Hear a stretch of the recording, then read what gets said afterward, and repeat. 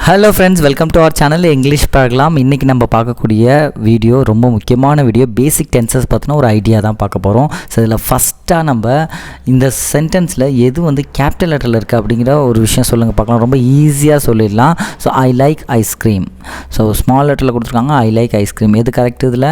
S, capital லெட்டரில் இருக்கிறது தான் கரெக்ட். I like ice cream. இப்போ நம்ம சின்னதாக ஒரு சென்டென்ஸை எப்படி பேசிக்காக அடிப்படையில் ஒரு சென்டென்ஸ் எப்படி நம்ம ஃபார்ம் பண்ணுறது, ஆனால் அதுக்கு என்னென்ன விஷயங்கள்லாம் தேவை அப்படிங்கிற ஒரு விஷயத்த நான் உங்களுக்கு தெளிவாக கிளியராக ஐடென்டிஃபை பண்ணுறேன் ஃப்ரெண்ட்ஸ். ஸோ இந்த வீடியோ ஒரு நார்மலாக இங்கிலீஷ் சுத்தமாகவே தெரியல, ஒரு சின்ன குழந்தைங்களுக்கு கூட ரொம்ப ஈஸியாக அண்டர்ஸ்டாண்ட் ஆகிற அளவுக்கு தான் நான் அந்த ஒரு வீடியோ உங்களுக்கு மேக் பண்ணியிருக்கேன். ஸோ யாராலையும் இதை ரொம்ப எளிமையாக அண்டர்ஸ்டாண்ட் பண்ணிக்க முடியும். ஸோ வீடியோவை கடைசி வரைக்கும் பாருங்கள். ஸோ இப்போ நம்ம ஒரு சென்டென்ஸ் எப்படி நம்ம ஃபார்ம் பண்ணுறது அப்படிங்கிறத ஃபஸ்ட்டு பார்ப்போம். இப்போ use subject plus verb plus object. First நம்ம சப்ஜெக்ட்னால் என்ன அப்படிங்கிறத தெரிஞ்சுக்கலாம். அதுக்கப்புறம் வேர்ப்னால் என்னன்னு தெரிஞ்சுப்போம். இப்போ சப்ஜெக்ட் அப்படின்னா ஒரு செயலை செய்யக்கூடிய நபர் யார், அந்த செயலை செய்யக்கூடிய ஒரு முக்கியமான ஒரு பர்சனாலிட்டி. ஸோ அதை தான் நான் வந்து சப்ஜெக்ட் அப்படின்னு நான் உங்களுக்கு வந்து மென்ஷன் பண்ணுறேன். இப்போ பாருங்கள், சப்ஜெக்ட்னால் என்ன, வேர்ப்னா என்ன, ஆப்ஜெக்ட்னா என்ன அப்படிங்கிற ஒரு கிளியர் டெஃபினிஷன் இருக்குது. பார்க்கலாங்களா? பாருங்கள், subject who are what the sentence is about. அதாவது அந்த சென்டென்ஸில் இருக்கக்கூடிய முக்கியமான பர்சன் யார் அந்த செயலை செய்கிறாங்க அப்படிங்கிறதும், அல்லது அந்த சென்டென்ஸோட முக்கியமாக எதை குறிப்பிடுது அப்படிங்கிறத பொறுத்து தான் சப்ஜெக்ட் நம்ம மென்ஷன் பண்ணுறோம். அடுத்ததாக வேர்ப் அப்படின்னு பார்த்துக்கிட்டோன்னா வாட் ஆக்ஷன் இஸ் ஹேப்பனிங். அதாவது அதில் என்ன செயல் நடக்குது, அந்த செயலை பொறுத்து தான் வேர்ப் அப்படிங்கிறத நான் மென்ஷன் பண்ணுறேன். கடைசியாக ஆப்ஜெக்ட்னால் என்னென்னா who are what receives the action. அந்த வேர்ப் நடந்ததுக்கப்புறம், செயல் நடந்ததுக்கப்புறம் அந்த ஆப்ஜெக்ட் அப்படிங்கிறது கம்ப்ளீஷன்னு வச்சுங்க. ஒரு சென்டென்ஸை கம்ப்ளீட் பண்ணுறதுக்கு பயன்படுத்தக்கூடியது ஆப்ஜெக்ட் அப்படிங்கிறத நான் ஈஸியாக மென்ஷன் பண்ணுறேன் ஃப்ரெண்ட்ஸ். ஓகேங்களா? ஸோ சிம்பிள் தான். ஸோ மைண்டில் நல்லா ஞாபகம் வச்சுங்க. சப்ஜெக்ட்னால் ஒரு செயலை செய்யக்கூடிய அந்த சென்டென்சஸ் ஃபார்ம் பண்ணுறதுக்கு, வேர்ப்னா ஆக்ஷன், ஆப்ஜெக்ட்னா அந்த சென்டென்ஸை கம்ப்ளீட் பண்ணுறதுக்கு. ஓகேங்களா? ஸோ இதை மட்டும் மைண்டில் வச்சுங்க. இப்போ இதை பாருங்களேன். இப்போது யூஸ் ஆம், ஈஸ், ஆர் கரெக்ட்லி. இப்போது ஆம், ஈஸ், ஆர் இது மூணுத்தையும் நம்ம கரெக்டாக எப்படி பயன்படுத்தணும் அப்படிங்கிற ஒரு ஐடியாலஜி நான் உங்களுக்கு கொடுக்குறேன் பாருங்கள். இப்போது ஐ வந்துச்சுனாலே நம்ம என்ன யூஸ் பண்ணுவோம்? ஆம் தான் யூஸ் பண்ணுவோம். ஓகேங்களா? ஸோ ஐ வரும்பொழுது பக்கத்தில் ஆம் யூஸ் பண்ணி ஒரு ஆக்ஷன், ஒரு செயல் நம்ம சொல்லி கம்ப்ளீட் பண்ண முடியும். அதுவே ஹீ, ஷீ, இட் வந்துச்சுன்னா, ஹீ, ஷீ, இட் வந்துச்சுன்னா, இப்போ ஹீனா என்ன? அவன், ஷீனா என்ன? அவள், இட்டுனா என்ன? அது. ஓகேங்களா? இப்போ ஹீ, ஷீ, இட் வந்துச்சுன்னா ஈஸ் அப்படிங்கிற ஒரு விஷயத்தை நம்ம பயன்படுத்துவோம். ஓகேங்களா? இப்போ அதுவே யூ, வி, தே பாருங்கள், சப்ஜெக்ட் வந்து யூஓ, விஓ, தேவோ வந்துச்சுன்னா நம்ம ஆர் பயன்படுத்துவோம். இதை தான் நான் வந்து வேர்ப் அப்படின்னு சொல்கிறத விட அந்த வேர்ப் அந்த சப்ஜெக்டோடு இணைஞ்சு வரக்கூடிய பி வேர்ப் அப்படின்னு இன்னும் நான் ப்ரீஃபாக நான் உங்களுக்கு டீட்டெயிலாக நான் உங்களுக்கு சொல்கிறேன். ஓகேங்களா? இப்போ ஐ வந்துச்சுன்னா ஆம் எப்படி யூஸ் பண்ணுறீங்களோ அதே மாதிரி ஹீ, ஷீ, இட் வந்துச்சுன்னா நம்ம ஈஸ் தான் பயன்படுத்துவோம். யூ, வி, தே வந்துச்சுன்னா ஆர் பயன்படுத்துவோம். ஸோ கரெக்டாக எப்படி நம்ம ஒரு சென்டென்ஸை ஃபார்ம் பண்ணுறதுக்கு எங்கே ஆம், ஈஸ், ஆர் பயன்படுத்துவோம் அப்படிங்கிற ஒரு ஐடியாலஜியும் உங்களுக்கு கிடச்சிருக்கும்னு நம்புகிறேன். சரிங்களா ஃப்ரெண்ட்ஸ்? ஓகேவா?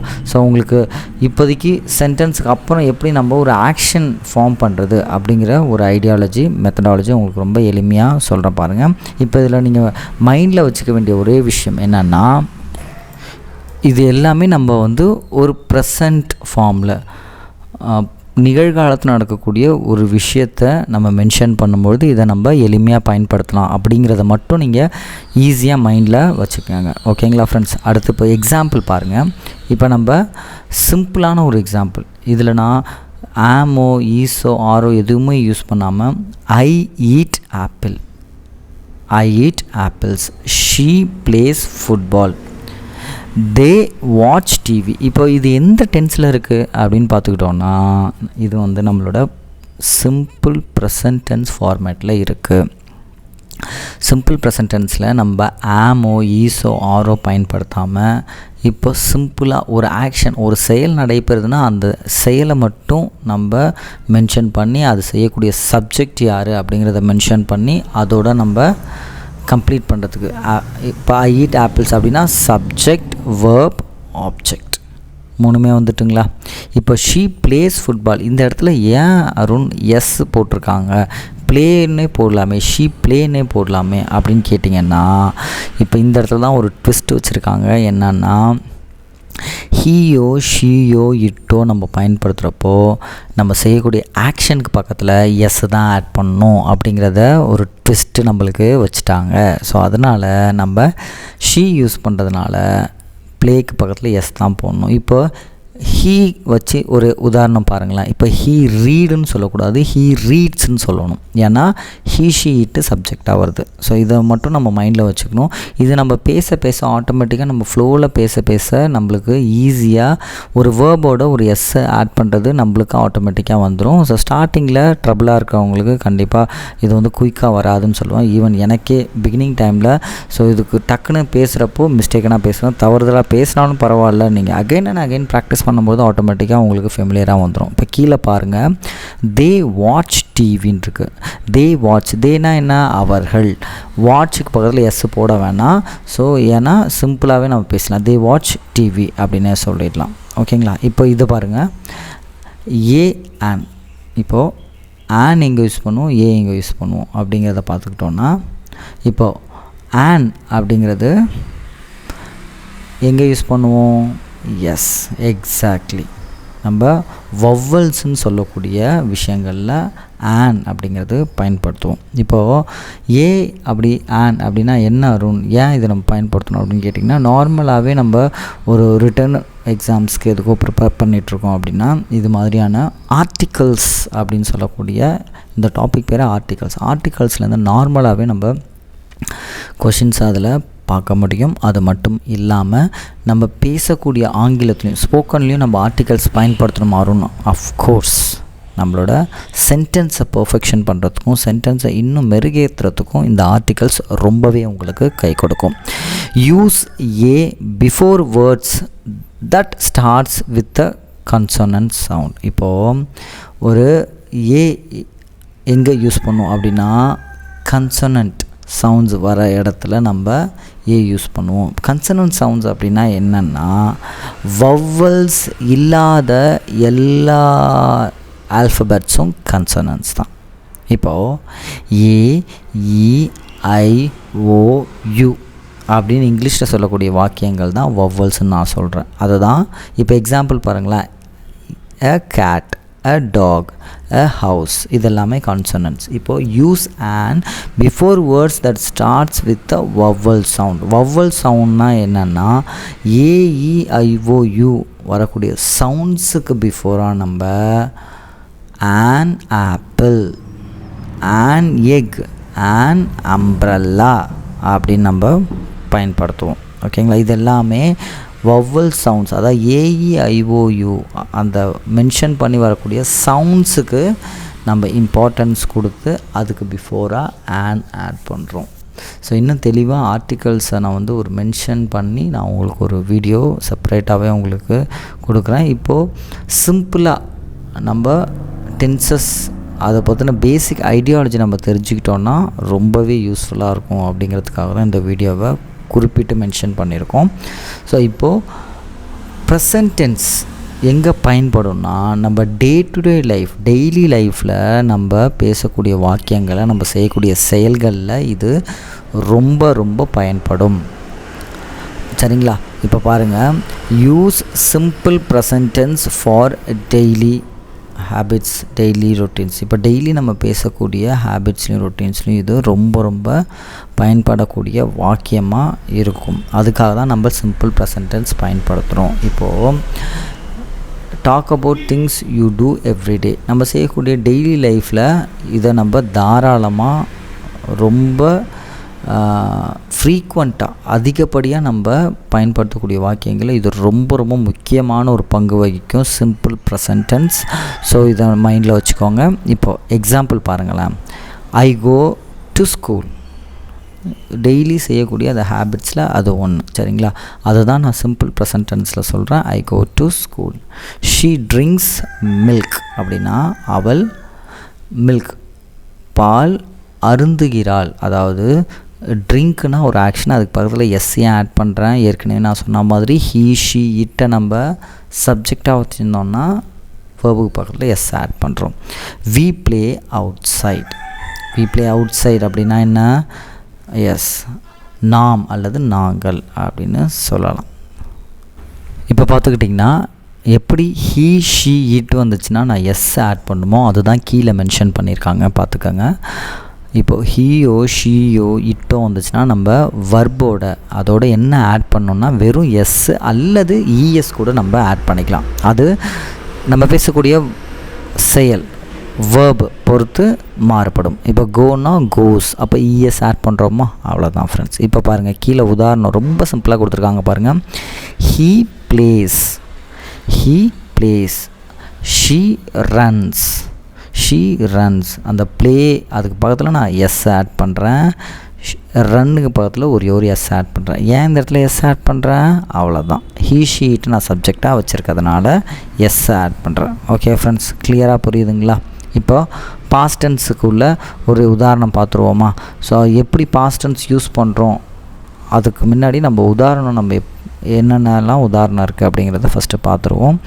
Use past tense for yesterday or before. அதாவது நேற்று நடந்ததோ அல்லது அதுக்கு முந்தின நாள் நடந்ததையோ நான் ரொம்ப எளிமையாக சிம்பிளாக வெறும் பாஸ்ட் டென்ஸ் வச்சு நான் பேசிட முடியும். அதுக்கு உதாரணம் கொடுத்துருக்காங்க பாருங்கள், ரொம்ப ஈஸியாக. ஐ பிளேட் எஸ்டர்டே. இப்போ போன ஸ்லைடில் நம்ம பார்க்குறப்போ என்ன பார்த்தோன்னா ப்ளேக்கு பக்கத்தில் எஸ் ஆட் பண்ணோம். ஏன்னா அதுக்கு முன்னாடி ஹீயோ ஷீயோ இருந்துச்சு. இதுவே நான் ஐ ப்ளே டுடே அப்படின்னு சொல்லணுன்னா நான் ப்ரெசன்ட் டென்ஸை பயன்படுத்துகிறேன் அப்படின்னு அர்த்தம். இப்போ நான் எஸ்டர்டேன்னு போட்டதுனால ஏற்கனவே முடிஞ்ச காலம். இப்போ தமிழில் தூய தமிழை நம்ம எப்படி சொல்லுவோம்? நிகழ்காலம், இறந்த காலம், எதிர்காலம். இப்போ நம்ம இறந்த காலம் அதாவது பாஸ்ட் டென்ஸ் தான் பார்த்துட்ருக்கோம். ஓகேங்களா? இப்போ பாஸ்ட் டென்ஸை பார்த்துட்ருக்கிறதுனால ஐ பிளேடு எஸ்டர்டே அப்படிங்கிறதுனா நேற்று நடந்த ஒரு விஷயம் நான் விளையாண்டேன் அப்படிங்கிற ஒரு மீனிங்கில் முடிச்சிடும். ஓகேங்களா? நேற்று நடந்ததுனால. இப்போது ஷீ ஏட் ஆன் ஆப்பிள். இப்போ நம்மளுடைய வாக்கியங்களில் ப்ரெசன்ட் டென்ஸ்னால் ஷீக்கு பதில் ஈட்டுக்கு பதில் எஸ் ஆட் பண்ணுவோம். ஷீ ஈட்ஸ்ன்னு தான் போடுவோம். ஆனால் இறந்த காலத்தில் ஈட்டோட பாஸ்ட்டு ஏட், அதாவது பாஸ்ட் வர்பு, இறந்த கால வினைச்சொல், இறந்த கால பாஸ்ட், அதாவது பாஸ்ட் டென்ஸில் நடந்தக்கூடிய ஆக்ஷனை நான் ஈட்டை ஏட்டுன்னு சொல்கிறேன். அவ்வளோதான் ஃப்ரெண்ட்ஸ், சிம்பிள். ஓகேங்களா? She ate an apple. இப்போ தேனா என்ன? அவர்கள். தேனா என்ன? அவர்கள். கோவோட பாஸ்ட் என்ன? வெண்ட். அவ்வளோதான். இப்போ கீழேயே அதுக்கு ரொம்ப ஈஸியாக தெளிவாக கொடுத்துருக்காங்க. அது பார்ப்போம். பார்க்குறதுக்கு முன்னாடி சென்டென்ஸ் அது கம்ப்ளீட் பண்ணிடுவோம். பாருங்கள். They went home. They went home. அது ஏன் வெண்ட் போட்டிருக்காங்க அப்படின்னு பார்த்துக்கிட்டோன்னா கீழே அதுக்கான எக்ஸ்ப்ளனேஷன் கொடுத்துருக்காங்க பாருங்கள். கோவோட past went. Some verbs change in past tense. சில வினைச்சொல், அதாவது சில ஆக்ஷன்ஸ், நம்ம செய்யக்கூடிய ஆக்ஷன்ஸ் இப்படி மாறுபடும், பாஸ்ட் டென்ஸில் மாறும்போது இப்படி மாறுபடும்னு சொல்கிறாங்க. அதுதான் கோவோட பாஸ்ட் டென்ஸ் என்னன்னா வெண்ட்டு. ஈட்டோட பாஸ்ட் டென்ஸு ஏட்டு. ப்ளே அப்படிங்கிறது விளையாடுறது அப்படிங்கிறதுக்கான பாஸ்ட் டென்ஸ் என்னென்னா ப்ளேடு. ப்ளேக்கு பதில் வெறும் ஈடி மட்டும் ஆட் பண்ணோன்னா அது பாஸ்ட் டென்ஸாக மாறிடும் ஃப்ரெண்ட்ஸ். ஓகேங்களா? தெளிவாக புரிதுங்களா?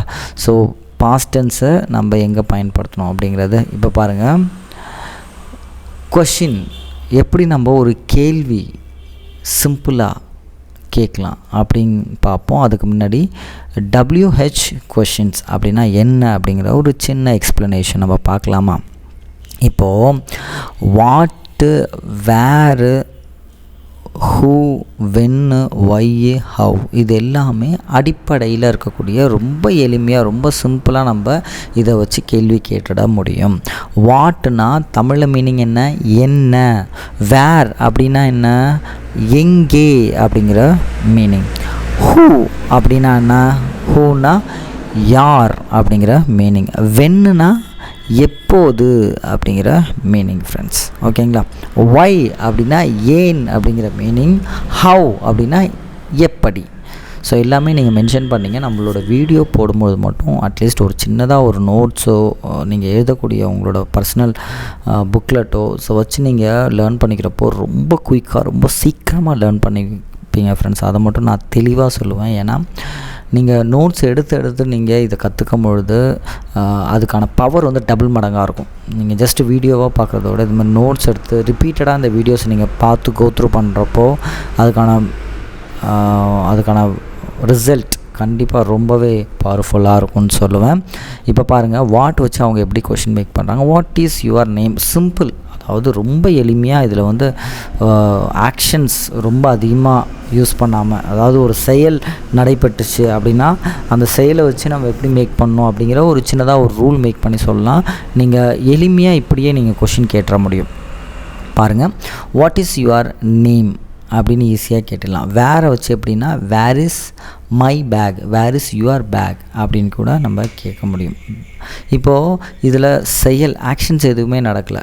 செயல் நடக்காமல் நம்ம ஜஸ்ட்டு ஒரு திங்ஸை பற்றியோ ஒரு பொருளை பற்றியோ ஒரு உணர்வை பற்றியோ அது மாதிரியான ஒரு விஷயங்களை பற்றி நம்ம பேசும்போது வேர்புக்கு வினைச்சொல்லுக்கு ரொம்ப முக்கியத்துவம் கொடுக்காமல் ரொம்ப எளிமையாக நம்ம கேள்வி இப்படி கேட்டுட முடியும். இப்போ பாருங்கள், ஹூ வச்சு எப்படி கேட்குறாங்க பாருங்கள். Who is that, who is that. When வச்சு கேட்கும்பொழுது when is lunch, when is lunch. Why are you sad, why are you chat.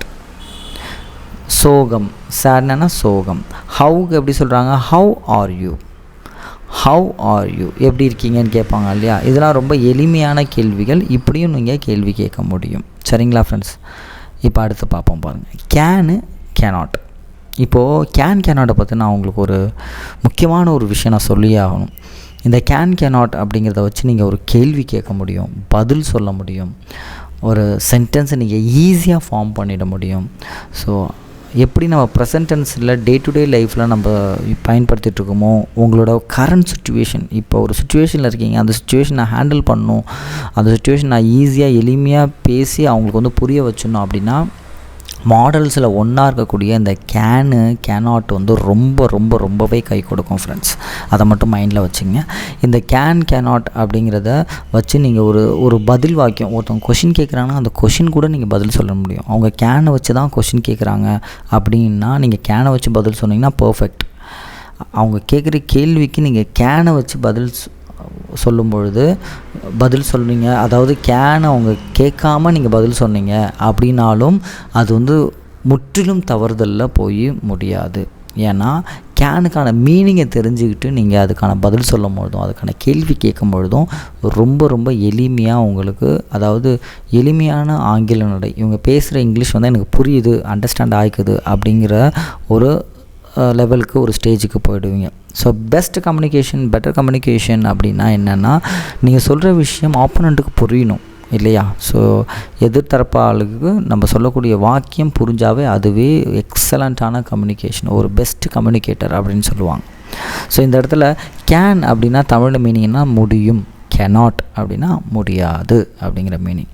இப்போது என்னால் இது செய்ய முடியும்ப்பா, ஓகேவா. So will you do for me. அப்போது இந்த இடத்துல கேன் வரல, will you do for me அப்படின்னு கேட்டேன்னா yes I can do for you, என்னால் செய்ய முடியும் அப்படின்னு கொடுக்குறேன். இந்த இடத்துல வில் அப்படிங்கிறது ஒரு எதிர்காலத்தை வச்சு நான் கேள்வி கேட்குறேன். எனக்கு வந்து செய்வீங்களா அப்படின்னு கேட்கும்போது என்னால் செய்ய முடியும். அப்போது அதுக்கான மீனிங் நீங்கள் தெரிஞ்சுக்கிட்டிங்கன்னா கேனை வச்சு ஈஸியாக நீங்கள் பதில் சொல்லிடலாம். இதுவே அவங்க கேட்குற கேள்வி can you do for me, எனக்காக அதை செய்ய முடியுமா அப்படின்னு கேட்டுட்டாங்கன்னா இன்னும் பர்ஃபெக்டாக நீங்கள் பேசும்போது yes I can do for you அப்படின்னு சொன்னோன்னா உங்களுக்காக நான் அதை செய்ய முடியும் அப்படிங்கிற மீனிங்.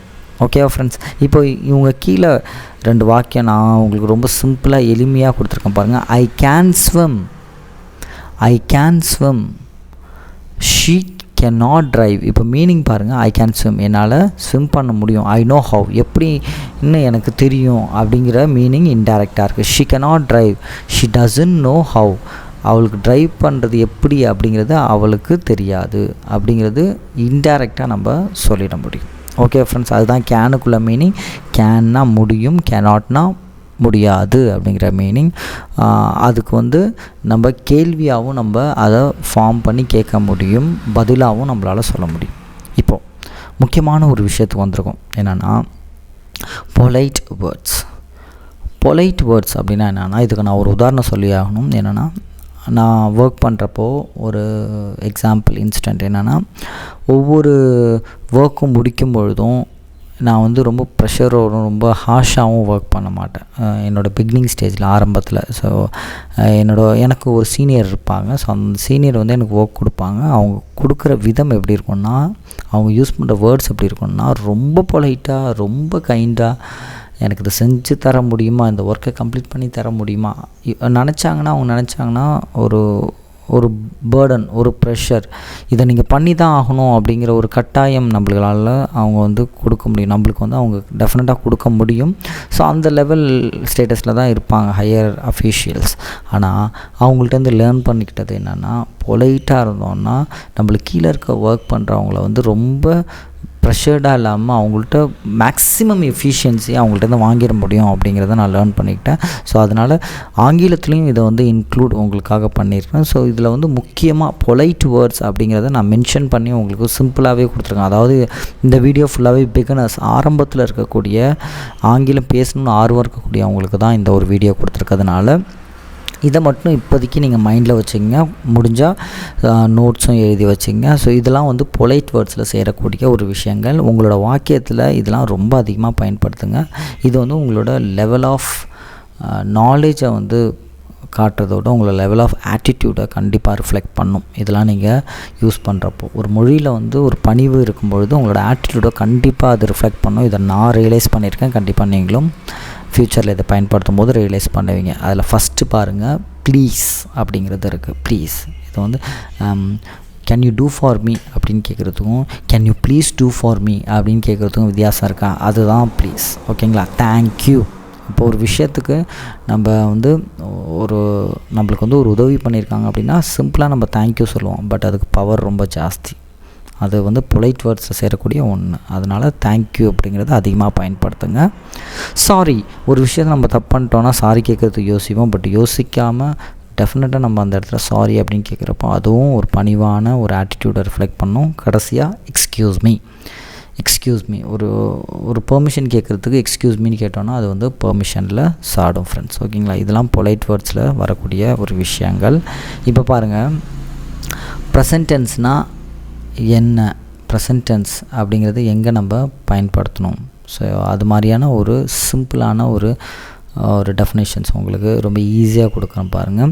ப்ரெசன்ட் டென்ஸ்னால் என்னென்னா நிகழ்காலத்தில் பயன்படுத்தக்கூடிய ஒரு வாக்கியங்களில் முக்கியமான ஒன்று. So present tense. ஸோ அது வந்து ப்ரெசன்ட் பர்ஃபெக்ட்லேயும் நம்ம பயன்படுத்தலாமா, வரும் ப்ரெசன்ட் கண்டினியூஸில் பயன்படுத்தலாமா அப்படிங்கிற எல்லாத்தையும் தள்ளி வச்சுட்டு நிகழ்காலம் தான் ப்ரெசன்ட் டென்ஸ். ஸோ அதை நம்ம எப்படி வந்து பயன்படுத்துறது அப்படிங்கிற ஒரு ஐடியாலஜி மட்டும் நான் உங்களுக்கு கிளியராக சொல்கிறேன் பாருங்களேன். இப்போ வாட் இட் ஷோஸ். இப்போ ப்ரெசன்ட் டென்ஸ் அப்படிங்கிறது என்ன ஷோ பண்ணோன்னா, something happening now or regularly everyday. ரெகுலராக ஒரு விஷயம் டே டு டே லைஃப்பில் நம்ம நடக்கிற விஷயங்களும், ஒரு விஷயம் இப்போ நடக்குது, சடனாக இப்போ ஒரு விஷயம் ஹேப்பன் ஆகுது அப்படின்னாலும் அதை நம்ம எதில் சொல்லுவோன்னா ப்ரெசன்ட் டென்ஸ், நிகழ்காலத்தில் தான் சொல்லுவோம். அது இன்னும் நான் கிளியராக சொல்லணும்னா சிம்பிள் ப்ரெசன்ட் டென்ஸில் கூட சொல்லலாம். கண்டிப்பாக நீங்கள் நிகழ்காலம்னா அதுதான் நல்ல மைண்டில் வச்சுங்க. நிகழ்காலம்னா ப்ரெசன்ட் டென்ஸை நம்ம பயன்படுத்தக்கூடிய விதம் எப்படி நம்ம கரெக்டாக பயன்படுத்தணும்னா, ஒரு விஷயம் இப்போ நடந்தாலும் ரெகுலராக ஒரு ஹேபிட் நடந்துகிட்டு இருந்தாலும் அதை நம்ம ப்ரெசன்ட் டென்ஸில் பயன்படுத்தலாம். இதுக்கு உதாரணம் கீழே ரொம்ப சிம்பிளாக கொடுத்துருக்காங்க பாருங்கள். Words to use is, eat, play, walk. இப்போது ஈட் அப்படிங்கிறது சாப்பிட்றது, ப்ளே அப்படிங்கிறது விளையாடுறது, வாக் அப்படிங்கிறது நடக்கிறது. இது எல்லாமே நம்ம இது மாதிரியான வார்த்தைகளை மட்டும், அதாவது அந்த ஆக்ஷனுக்கு என்ன வெர்ப், அந்த நம்ம செய்யக்கூடிய ஆக்ஷனுக்கு இங்கிலீஷில் என்ன அப்படிங்கிறது தெரிஞ்சு பேசினாலே ப்ரெசன்ட் டென்ஸை பேசிடலாம் அப்படிங்கிறது ரொம்ப எளிமையாக சொல்கிறாங்க. அவ்வளோதான். சரிங்களா? இப்போ எக்ஸாம்பிள் பாருங்களேன். I eat an apple. On ஏன் யூஸ் பண்ணுறாங்க? நம்ம ஆர்டிகல்ஸில் பார்த்தோம் இல்லையா, ஆன் ஏன் யூஸ் பண்ணுறாங்க? அது வவல் சவுண்டில் வருது. AEIOU அப்படிங்கிற சவுண்டில் வந்துச்சுன்னா நம்ம ஆன் பயன்படுத்தலாம். I eat an apple. I eat an apple. இப்போது அடுத்து பாருங்கள், ஷீ பிளேஸ் பால்.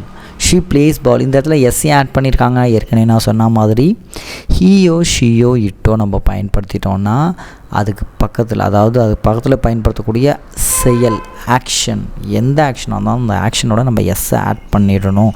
அப்போ தான் அந்த சென்டென்ஸு கரெக்டாக அமையும். ஷீ பிளேஸ் பால் அப்படின்னா ப்ளேக்கு பக்கத்தில் நான் எஸ் ஆட் பண்ணியிருக்கேன். ஏன் ஆட் பண்ணியிருக்கேன்னா ஷீ பயன்படுத்துனதுனால. தெளிவாக புரிஞ்சுதா ஃப்ரெண்ட்ஸ்? ஓகே, நெக்ஸ்ட்டு பார்க்கலாமா? பாஸ்ட் டென்ஸ் அப்படின்னா என்னன்னு பார்க்கலாம். இறந்த காலம், அதாவது ஏற்கனவே நடந்த ஒரு விஷயம். இப்போது what it shows something that happened before like yesterday. இப்போது நேற்று நடந்த விஷயமும் அதுக்கு முந்தின, அதாவது ஒரு லாஸ்ட் வீக்கில் நடந்ததாக இருக்கலாம், லாஸ்ட் மந்தில் நடந்ததாக இருக்கலாம், இது எல்லாத்தையும் நம்ம ஒரு பாஸ்ட் டென்ஸ், சிம்பிள் பாஸ்ட் டென்ஸ்லேயே நம்ம பேசிடலாம். அதுதான் இறந்த காலம் அப்படிங்கிறத நான் சொல்லுவேன். பாஸ்ட் டென்ஸ் அப்படின்னா நம்ம நிறைய வகையில் நம்ம பிரிக்கலாம். ஸோ அந்த டென்சஸ்குள்ளெல்லாம் நம்ம இப்போ போக வேணாம். அதாவது பேசிக்காக டென்சஸை பற்றின ஒரு ஐடியாலஜி மட்டும் நம்ம இந்த ஒரு வீடியோவில் பார்க்கலாம். அதை எப்படி நம்ம பேசலாம், அதை எப்படி நம்ம இம்ப்ளிமெண்ட் பண்ணலாம் அப்படிங்கிற ஒரு விஷயந்தான் நான் அந்த ஒரு வீடியோவில் ரொம்ப ஸ்ட்ராங்காக சொல்லியிருக்கேன். பாருங்கள், இப்போது நேற்று சாயந்தரம் ஒரு விஷயம் நடந்துச்சு. நேற்று சாயந்தரம் நான் எக்ஸாம் எழுதினேன் அப்படின்னு சொல்லணும்னு வச்சுக்கலாம். இப்போ இதில் இருக்க சென்டென்ஸை விட்டுருங்க. இப்போ நான் உங்களுக்கு ஒரு ஜென்ரலாக நம்ம டெய்லி செய்யக்கூடிய ஆக்ஷனில் ஒன்று என்னென்னா, நேற்று நான் எக்ஸாம் எழுதினேன் அப்படின்னு சொல்லணுன்னா நல்லா ஞாபகம் வச்சுங்க. எழுதுனதுக்கு இங்கிலீஷில் என்ன, ரைட்டு. அந்த ரைட்டோட பாஸ்ட் வர்பு, அவ்வளோதான். அதுதான் பாஸ்ட் டென்ஸ். பாஸ்ட் டென்ஸ்னாலே உங்கள் மைண்டில் வந்துச்சுன்னா பாஸ்ட் டென்ஸ்னால் என்ன அப்படின்னு உங்கள் மைண்டில் கேட்கும்பொழுது நீங்கள் சிம்பிளாக எளிமையாக ஆன்சர் பண்ணுங்கள். அதாவது பாஸ்ட் வர்பை நம்ம பயன்படுத்தி ஒரு சப்ஜெக்டோட ஒரு பாஸ்ட் வர்பை பயன்படுத்துகிறது தான் பாஸ்ட் டென்ஸ். அவ்வளோதான், சிம்பிள். ஒரு சப்ஜெக்டோட ஒரு பாஸ்ட் வர்பை, ஒரு பாஸ்ட் ஆக்ஷனை நம்ம போட்டோன்னா பாஸ்ட் டென்ஸு கம்ப்ளீட்டட். அவ்வளோதான். ஓகேங்களா? இப்போது words to use, ate, played, walked, இது எல்லாமே என்னென்னா பாஸ்ட் வர்பு. ஏற்கனவே நடந்த ஒரு செயலை அந்த செயலை ஏற்கனவே நடந்த மாதிரி நான் சொல்லணுன்னா அது இறந்த கால வினைச்சொல்ல தான் சொல்லணும். வினைச்சொல்னா என்னது? வர்பு, ஒரு ஆக்ஷன். அந்த ஆக்ஷனுக்கு தான் நான் என்ன சொல்கிறேன்னா பாஸ்டில் நடந்த மாதிரி நம்ம சொல்லணும் அப்படிங்கிறத நான் தெளிவாக சொல்கிறேன். இப்போ சப்ஜெக்டோட எப்படி பாஸ்ட் வர்ப் ஆட் பண்ணுறாங்க பாருங்கள். ஈட்டோட பாஸ்ட்டு ஏட்டு, ப்ளேவோட பாஸ்ட்டு ப்ளேடு, வாக்கோட பாஸ்ட்டு வாக்டு. அவ்வளோதான். ஸோ அதுதான் ரொம்ப எளிமையாக சொல்கிறாங்க. I ate an apple. ஈட்டோட பாஸ்ட் ஏட்டு, அதனால் ஐ ஏட் போட்டுட்டேன். ஆன் ஆப்பிள், ஏன் ஆன் போடுறோம்? அது வவல் சவுண்ட். ஆர்டிகல்ஸில் வவல் சவுண்டில் வருது ஆப்பிள் அப்படிங்கிற ஒரு சவுண்டு. அதனால நான் ஆன் யூஸ் பண்ணிட்டேன். இப்போது ஷீ பிளேட் ஃபுட்பால். இதில் பால் மட்டும்தான் இருக்குது. ஷீ பிளேட் பால் அப்படிங்கிறது என்னென்னா ஷீ பிளேடு, ப்ளேவோட பாஸ்ட்டு பிளேடு. சரிங்களா? ஸோ ஷீ பிளேடு அப்படிங்கிறது ரொம்ப எளிமையாக சிம்பிளாக கொடுத்துருக்காங்க. ஓகேங்களா? ப்ளேவோட பாஸ்ட்டு பிளேடு. இப்போ ஃப்யூச்சர் டென்ஸ் கடைசியாக பார்த்துடலாம் பாருங்கள். ஃப்யூச்சர் டென்ஸ் அப்படின்னா எதிர்காலத்தில் நடந்த ஒரு விஷயத்தை நம்ம எப்படி சொல்லலாம்னா ஃப்யூச்சர் டென்ஸ். ஃப்யூச்சர் டென்ஸ் அப்படிங்கிறது என்னென்னா எதிர்காலத்தில் ஒரு விஷயம் நடந்துச்சுன்னா அந்த விஷயத்தை நான் எதிர்காலத்தில் சொல்ல முடியும். அதுக்கு ரொம்ப அதிகமான ரூல்ஸோ ரொம்ப அதிகமான ஒரு ஃபார்மேட்டோ கிடையாது. ரொம்ப ஈஸியாக ரொம்ப சிம்பிளாக பேசிட முடியும். அதுக்கு நான் ஒரு டிப் மட்டும் சொல்கிறேன் பாருங்களேன். வில்லை மட்டும் யூஸ் பண்ணி அதோட ஒரு ப்ரெசன்ட் ஆக்ஷன், அந்த ஆக்ஷன், அந்த வேர்பு என்னவோ அந்த வேர்பை நீங்கள் போட்டிங்கன்னா நீங்கள் ஈஸியாக ஃப்யூச்சர் டென்ஸை பேசிடலாம். அவ்வளோதான், சிம்பிள். ஓகேங்களா? What it shows something that will happen later. அதாவது ஃப்யூச்சரில் நாளைக்கு நடக்க போகிற விஷயமோ, இல்லை நெக்ஸ்ட் மந்த் நடக்க போகிற விஷயமோ, அல்ல நெக்ஸ்ட் இயர் நடக்க போகிற விஷயமோ, அந்த விஷயம் டென்டேட்டிவாக பிளானிங்காக நடக்கக்கூடிய ஒரு விஷயங்களோ, இது எல்லாமே நம்ம ஃப்யூச்சர் டென்ஸில் பேச முடியும். ஸோ இதை வில்லை மட்டும் யூஸ் பண்ணி நான் ஒரு ஆக்ஷன் போட்டேன்னா அது ஃப்யூச்சர் டென்ஸாக மாறிடும். கீழே கொடுத்துருக்காங்க பாருங்கள். Words to use will eat will play will walk. இப்போ பிஃபோராக பார்த்தோம்ல, ஈட்டோட பாஸ்ட் எப்படி ஏட்டோ, ப்ளேவோட பாஸ்ட்டு ப்ளேடோ, வாக்கோட பாஸ்ட்டு வாக்குடோ, அதே மாதிரி ஈட் அப்படிங்கிறதோட வில்லு மட்டும் நம்ம ஆட் பண்ணுறோன்னா அது ஃப்யூச்சர் டென்ஸாக மாறிடும். அவ்வளோதான். வில் ஈட் அப்படின்னா ஃப்யூச்சர் டென்ஸாக மாறிடுச்சு. வில் ப்ளே, வில் வாக், அவ்வளோதான். இப்போ எக்ஸாம்பிள் பாருங்கள். I will eat an apple. அதே தான், பட் வில்லை மட்டும் நான் ஆட் பண்ணி அதை ஃப்யூச்சர் டென்ஸாக மாற்றிட்டேன். She will play ball, she will play ball. இப்போது ஃப்யூச்சர் டென்ஸ் இந்த வாக் வச்சு நீங்கள் ஒரு எக்ஸாம்பிள் எழுதுங்க பார்க்கலாம். வாக் வச்சு ஒரு சின்ன உதாரணம், வில் வாக் அப்படிங்கிறத யூஸ் பண்ணி அழகாக ஒரு சப்ஜெக்ட் மட்டும் போட்டு ஒரு சென்டென்ஸை கம்ப்ளீட் பண்ணிங்கன்னா உங்களுக்கு தெளிவாக கிளியராக புரிஞ்சுட்டுன்னு நான் நம்புகிறேன் ஃப்ரெண்ட்ஸ்.